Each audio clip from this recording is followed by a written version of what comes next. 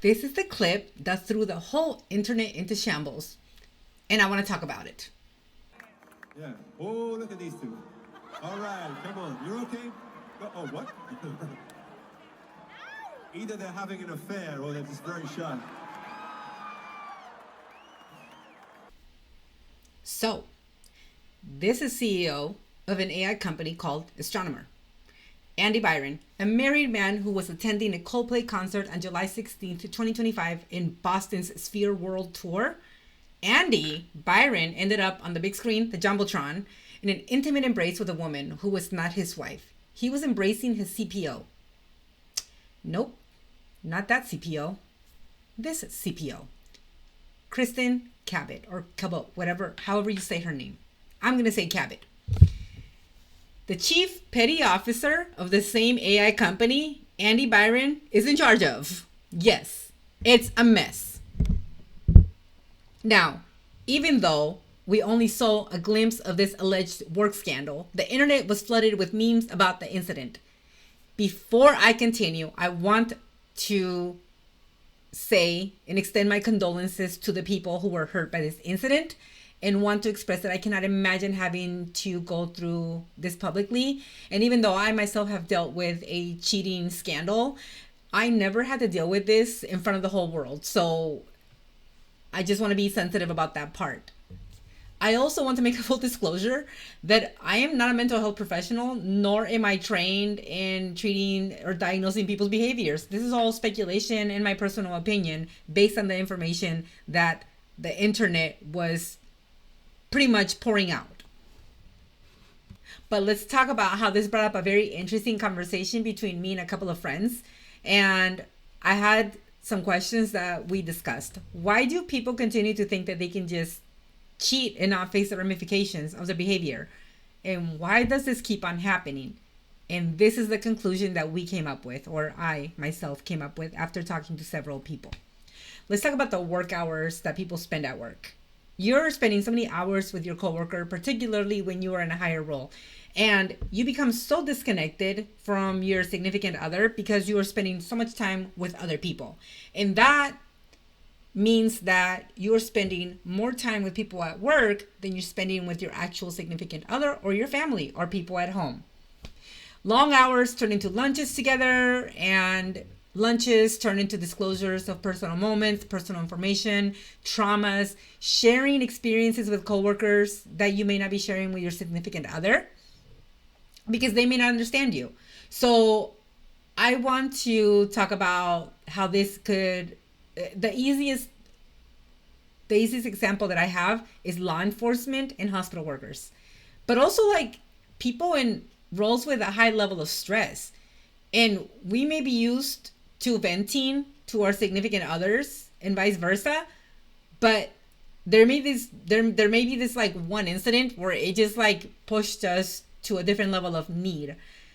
So your coworkers are the people that you have to kind of lean on for support in those moments. And because you may not be able to share this information with your partner due to confidentiality or other restrictions. So this is an AI company. I'm guessing even with other companies, you really can't disclose too much due to you signing like an NDA or the level of confidentiality that has to be you have to uphold this level of confidentiality, particularly when it comes to working with families, children, law enforcement, investigations, lawyers. Like, I just think about that, right?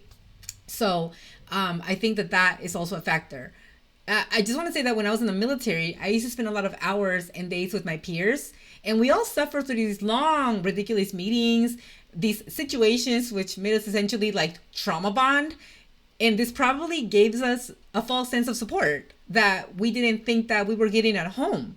So that's just a little bit of an example of why I think this continues to happen, because I saw it, I experienced it, and I unfortunately became a bystander of some scandals.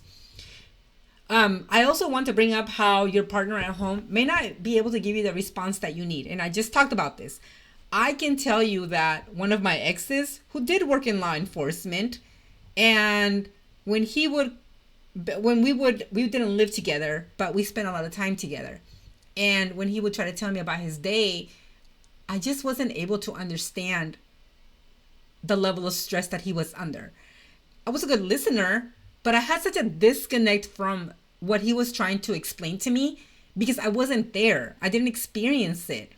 So the thing is that his partner at work was able to give him the emotional response that he needed, or maybe the praise that he needed. I just don't know what he was looking for sometimes. I think that there were plenty of times when I was like, oh, you're my hero. You're the community hero. But I think that that wasn't good enough for him. He needed more. And I just couldn't give that to him, which is the emotional support that you get from your peers at work is going to be a lot more because they're with you when you're under a high level of stress and they see that they're also going through it. So it just creates this culture where you may be experiencing the same things and your spouse may be at home, particularly like if your spouse is a stay-at-home like partner.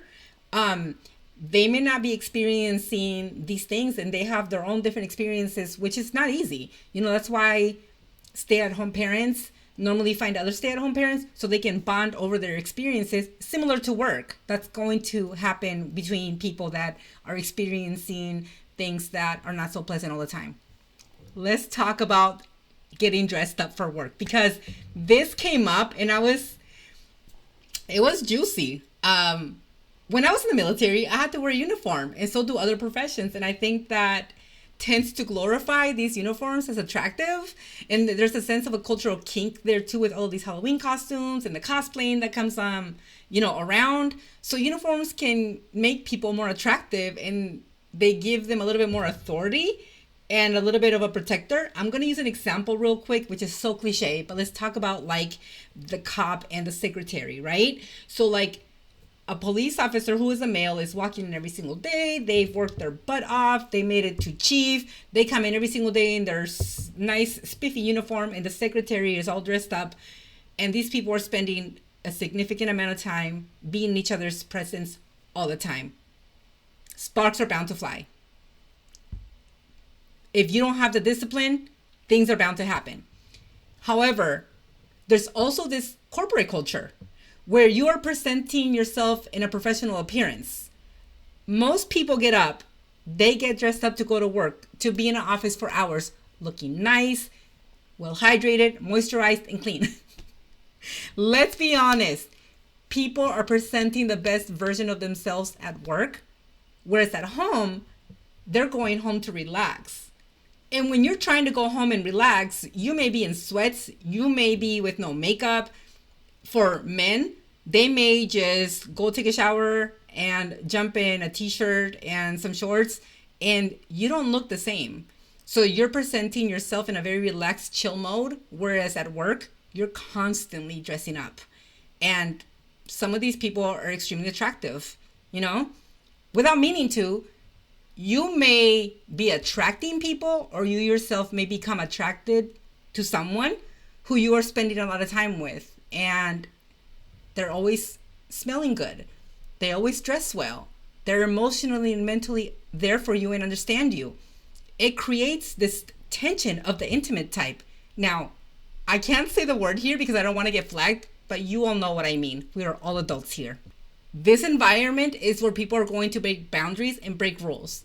Now, I'm not condoning any of this behavior. I'm just exploring the idea that as workers, we are two different versions of ourselves. We are a different version at home than we are at work.